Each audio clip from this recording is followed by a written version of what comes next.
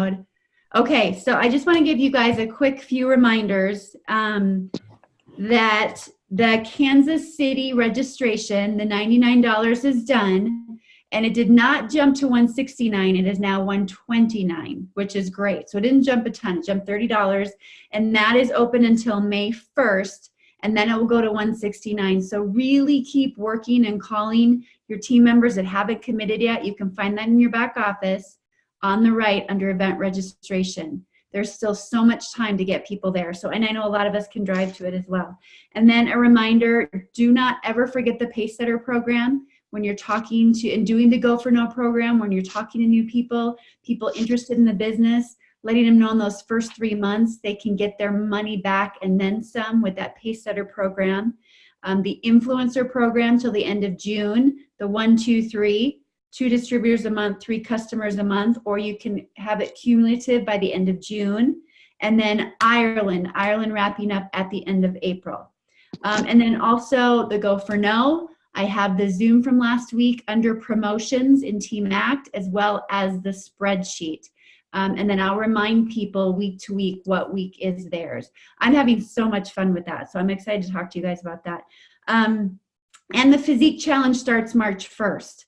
So I've been trying to toy with a post. I thought it'd be nice to put something on Team Act that maybe we could all utilize and then make our own to promote it and see if you could get people interested. We had the Physique VIP page that was created for the last challenge that we used. There were recipes, people did lives.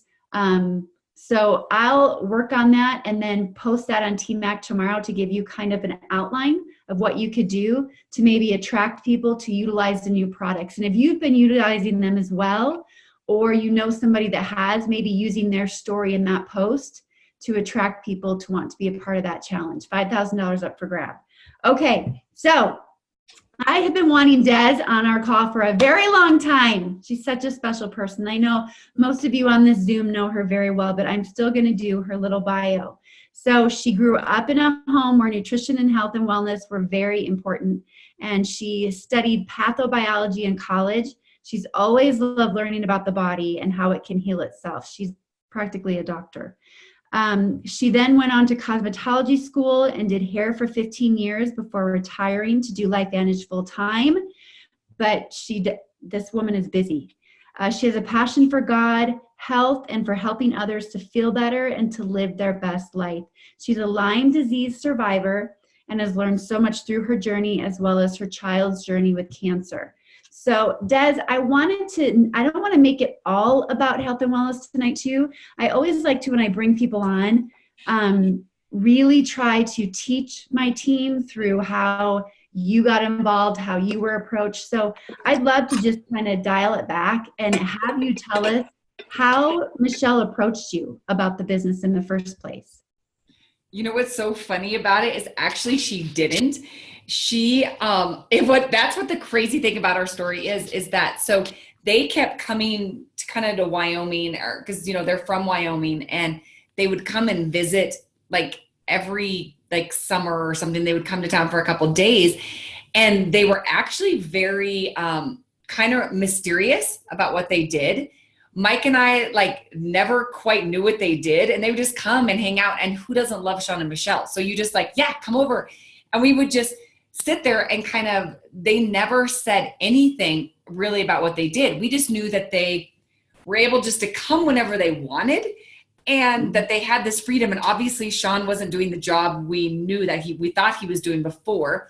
And so when we would ask them questions, they were actually kind of mysterious about it. And I remember they didn't really give you a direct answer. There's we had to work for ourselves, or we had to work with this health company or whatever, and didn't really say anything about it.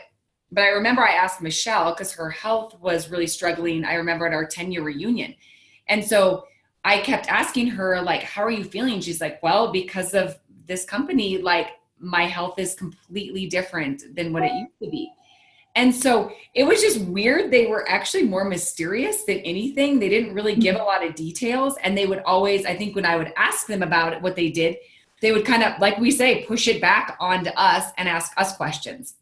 Mm-hmm. And so I look back now and I'm thinking, oh, that's more of what they were doing, I guess, with us, Like, just like we say, ask a lot of questions, don't do a lot of talking, ask a lot of questions, listen, or do a lot of listening and asking questions. So, what was weird is that I was leaving for a trip to Paris with my mom and my sisters when they sat down, and Mike was here, and they ended up showing him the ABC report and getting Stu Brody on the phone, which was crazy. Were you even there? It was just nope. This is the weirdest thing about this whole thing, is that they were mysterious enough to me that I was like, this is super weird. Like, what are they doing?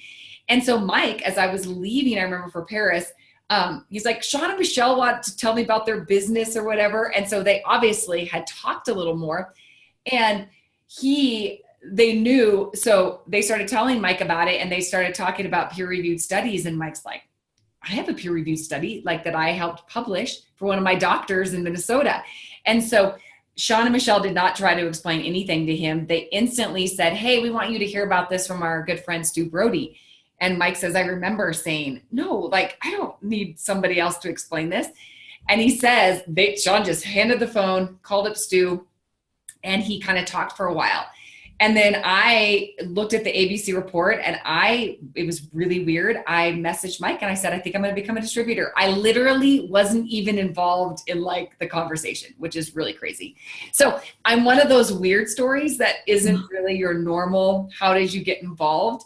And I just became a distributor because I saw I don't even think I listened to a full recording. And I just thought, I think with my own health struggles, that I thought, what if this could help? Or what if this could help Mike's mom with all of her health struggles? And so I literally became a distributor from day one without really even seeing anything.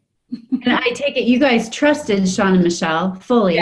Yes. And Mike hated that I said yes to this. He was like, no way, you are not selling this. We can totally take this, but we're not going to do this weird business that they're doing. So he was not on board for multiple years, actually. And so, I just trusted them. I always have trusted Michelle. Her beautiful heart. How could you not love her and trust her?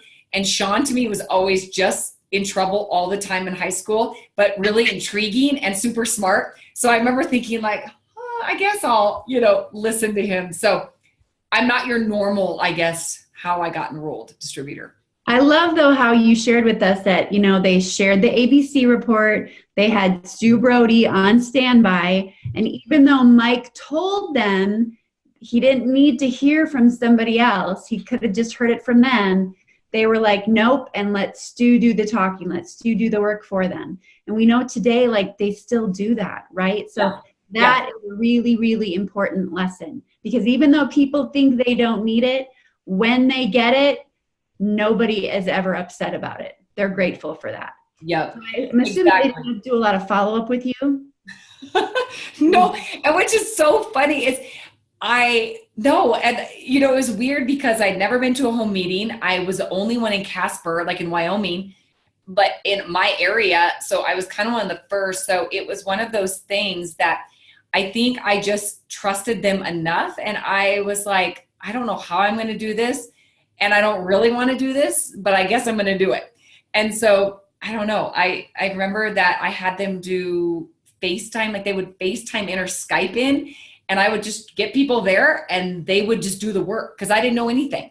Mm-hmm. And I got up there, my third presentation, I read an entire script and I said, I have no idea what I'm doing here, but I know that you guys need to know about this. And that's where I literally started. So it was pretty bad, actually, if you think about it. As you've gone along, have you ever wanted to quit? Oh, yeah, all the time. Yeah, not all the time. No, I just right. Every day. No. Yes, actually, and I don't really ever talk about this very often, I guess, until you said that. That was weird that you said it. So actually, one of my first distributors was one of my best friends here in Casper, and it was so fun to have that, oh my gosh, I've got somebody who loves health and she loves talking in front of people. And that is my fear, is to get up. So I was like, perfect. I have this person who can help present, and people listen to her, and she, demands respect in a group setting where I'm I want to sit back. I don't want to say anything. And she and I ran really fast, those first 4 months. I went Pro 4 in the first 4 months. And I remember thinking, oh, who cares? Whatever. That's not a big deal. I don't know. And I kept just doing these same things. Well, then come that year mark of when I enrolled, she quit completely and kind of said, I want nothing to do with this anymore. And it killed me. It crushed me.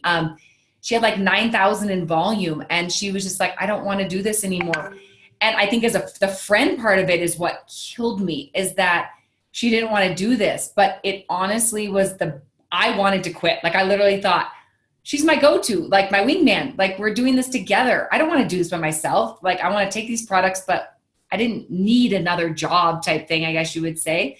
And so I really thought about it. And I actually remember Dr. Gordon telling me, and Sean, they said, you can do this. You don't need anybody else to do this for you, like with you.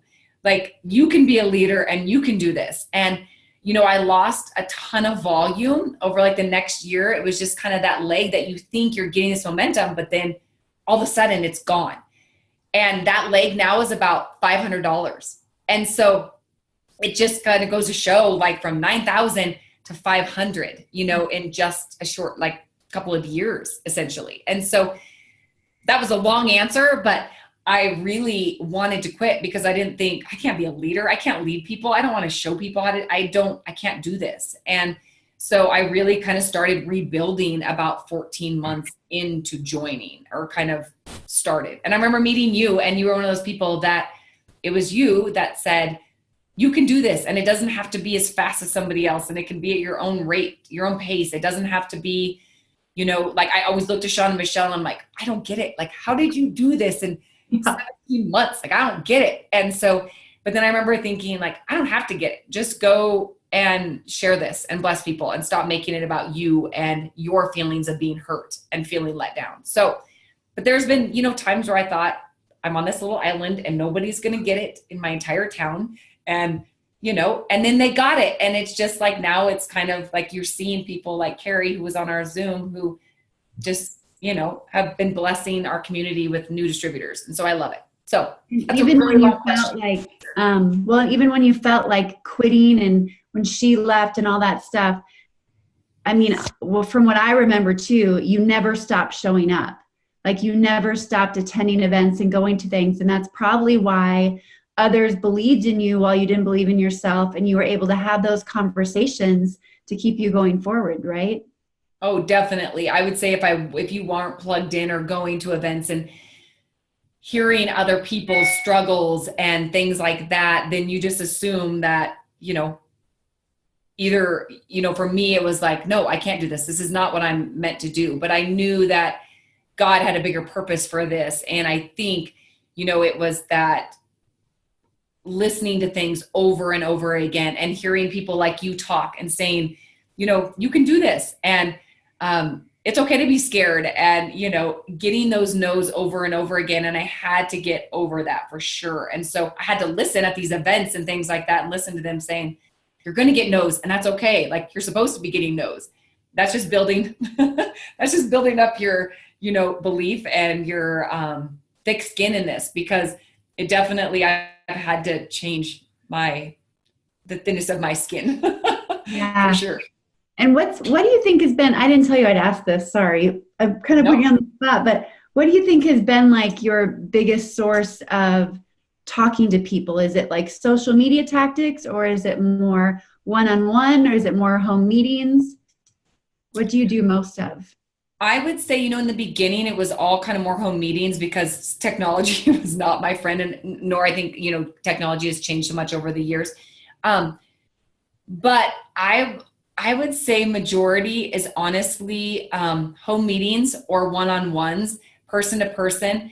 I'm not a great social media person. That's never been my strong point at all. I'm trying to learn and trying to, I guess, kind of build relationships with people from my past, from college, from high school, from, you know, the places that we've lived. So I would say social media is probably the least of my growth, but I love that the people who are so successful at it are, you know, you can find whatever way works for you. And I would say the Zooms have been awesome because I love being able to be at home and with little kids and stuff like that, not having to worry about necessarily leaving. But I would honestly say my biggest growth has probably come from home meetings. And even though I think they're the hardest things ever, I think that momentum that we've caught from it and continuing to invite over the years and still doing them, even when I didn't really necessarily want to do them, because I was like, is anybody even going to show up? And, and I guess the one thing I definitely learned at going to events and listening to Sean and Michelle was saying, do what you say you're going to do. And so if you say you're going to host a meeting once or twice a month, you better be doing it. And, I remember that, like, Sean always in the back of my brain going, are you going to do it? Because you said you were, and so I've really, over the past probably 6-8 months, really tried to put in at least 2 home meetings a month here in town in home. And that's been really, really huge. So it's just different for everybody, but I would say that's been my biggest. That's awesome. And do you have like a go-to invite that you use, or are they more tailored towards the person's situation and what you know about them? I would say it's kind of tailored to, that person. But I think what I've changed, what I was so awful at in the beginning, was that I would try to explain things too much because I was like, you think you have to explain all this stuff. And more of what I probably have focused on in the last year or two or couple of years is more, that constant listening and then not waiting, but then acknowledging, oh, that is something I should mention to them, like why I can introduce this. And maybe it's not that time. And maybe it's a couple times down the road, or maybe I text them and say, hey, you had said something and I have something that I really think you need to know about. And I've tried to be really good about giving them an out and saying, it's okay. Like, I'm not attached to this, like they tell us over and over again. And I don't know why it took me like 3 years to really actually use that line, but like, I'm not attached to your decision. I just would hate for me to know about something that could potentially help you and you not know about it. And so I really try to just tailor it towards them. And I tell all my, people I invite is, if you listen once, I will never bug you about this again. I just really want you to know about it. So I just try to keep my passion about it really high. And I was not good about that in the beginning. Like, I would kind of like, oh, okay, kind of shy away. But now I really try to be strong in what we know we have and show that to people. So awesome. Great. That's a great lesson. So, okay. So tell us about your health journey, and for Chase too, what you've witnessed these products doing for you and your family as you go through these health struggles. For me, definitely, has been, I think, a lifesaver for me with Lyme. Cause I kind of, like I said, when Sean and Michelle introduced it to me, I did have a lot of health problems and just didn't ever know what was going on. And so when I started taking just Nerf 2, I started noticing, even my gut started healing then, even before a probiotic. I started noticing I was getting sick less. My headaches weren't so severe. My sleep problems were changing. My energy was changing. Weird things. My memory was getting better. So that brain fog was better. I didn't have a lot of memory in my childhood. I still don't. I just can't pull things from my past. Like, that was something that I didn't realize that Lyme can do to the brain. And so things like that, I started noticing, and every product that I think added in has just, changed from having constant gut problems, constant, things, always sick. So it absolutely is life-changing for me. But I do know that when Chase got sick, that a stress like that for someone with Lyme, it can literally destroy them. And not knowing what I had at that time, I kind of thought I had like an autoimmune disease, but they could never figure out what it was because I didn't test positive for a specific autoimmune.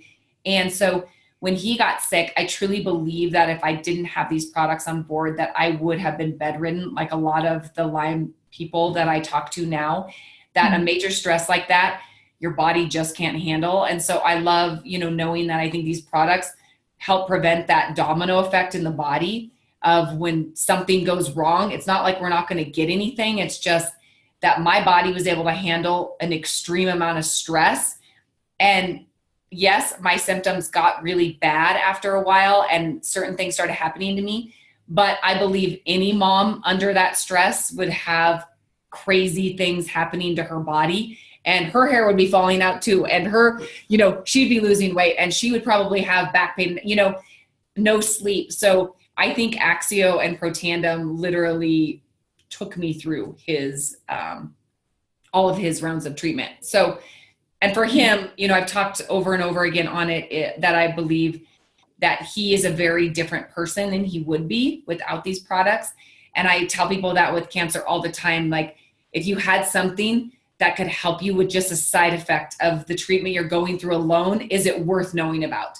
And people who have been through cancer, they understand that they sign their life away when we signed that book of 100 and some pages saying the side effects of these drugs that we were putting in his body. So when someone has personally been through that, and I would advise you, like, go to anybody who has been through cancer. They don't want to go through it again, and they definitely know what it's like to have these side effects. And so I think for him, it's been absolutely life-changing as well, from protecting his organs, from protecting his brain, from protecting him from being the sick kid that he was supposed to be, all of these years afterwards. And we know that he also probably has Lyme. So the fact that he has this combination, we believe that played a huge part in him getting cancer in the first place, because there's a huge connection between the two. So for me, it's like, if I can put these products in there and help his immune system, am I getting to the root of why did he get it in the first place? And so those are the things that I constantly, think about when you're looking at chronic illness and disease. So definitely been a big deal for him. Did Chase take it while he was going through treatment? So what we agreed to do, he was at an extremely high risk. His cancer was not a great one to have, and they couldn't really type it. They had a really hard time figuring out what exactly was going on. So they were pretty extreme with anything with him. But when I brought it to them and they did end up approving it, I agreed he would do, I'm going to say his first induction round was about 8 days, and they did 12 hours of chemo a day, 8 days straight. And they would alternate like 2 or 3 drugs at a time for about 3 hours, and then stop for 2 and then alternate. So what I agreed is that I would stop Protandim. He didn't get on it until, he had never taken it until about 5 days into his first round of treatment was when I took it to the board there and to his oncologist. And so I started giving it to him 12 hours after he finished that last chemo bag or infusion. And I gave it to him all the way up until 12 hours when they would start his next round of treatment. So, and that just was when his body was recovering and his white blood count would come back. So that could be anywhere from 20 to 30 days that they would isolate him, waiting for his body to recover. So during that time, I actually high dosed him on a half of Nerf 2 in the morning and a half at night, because he was down to like 32 pounds, I think, at that time. So I did do morning and night every single day. And if he finished chemo at midnight, I started him by that morning. Like, I didn't let them miss a dose when they would bring it in. So. Wow. Yeah. You're amazing for being just taking it to the board, and having the posture that you did. That's amazing that they approved it and listened too. It was. And I think that's like us, like, take, your belief and, in situations like that, you just never know what's going to happen each of our lives. So I think take all that, and when, fight for it. Absolutely. Because, we need to fight for our kiddos and fight for ourselves and all of that. So. That's awesome. So, okay, we'll just end with this question really quick. What is it, the fact that you said you've wanted to quit many a times, what is it that keeps you going? Like, what's your why today? Why are you still doing it as hard as it is? And I didn't mean I want to quit all the time when I said that. I get it. We all get it. Really bad attitude. No. It's crazy because my why has changed so much, and I need to, it's one of those things that my why, and every single day, and it always gets me emotional to think about, is I think of situations like Chase, and I think of moms who are in that situation, or I think of people like with Lyme, and my why used to be for Lola, my adopted daughter, like her mom. I wanted to be able to provide for her family. And that's still a huge why for me. Like, she gave me a gift of a child. What can I help do for her? And that's what my why was in the beginning. And then it's become that I have to share this with anybody that I know who has Lyme, who has cancer. And I think the whole Lyme disease deal has really opened my eyes to, maybe I didn't feel like I could do this business, but I can absolutely take what I've learned and take my passion and help people who definitely need to know about these products.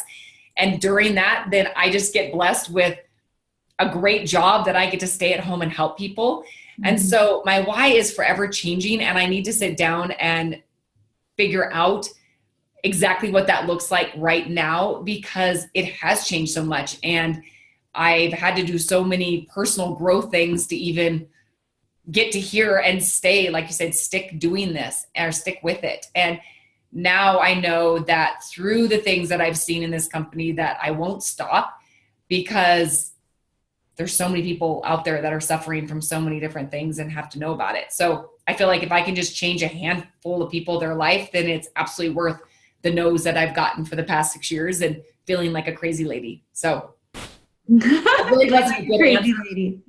I love it. And it's worth the no's, right? Our team right now is doing a Go for No challenge. So we're doing the 100 no's in 90 days, like Taylor talked about in Charleston.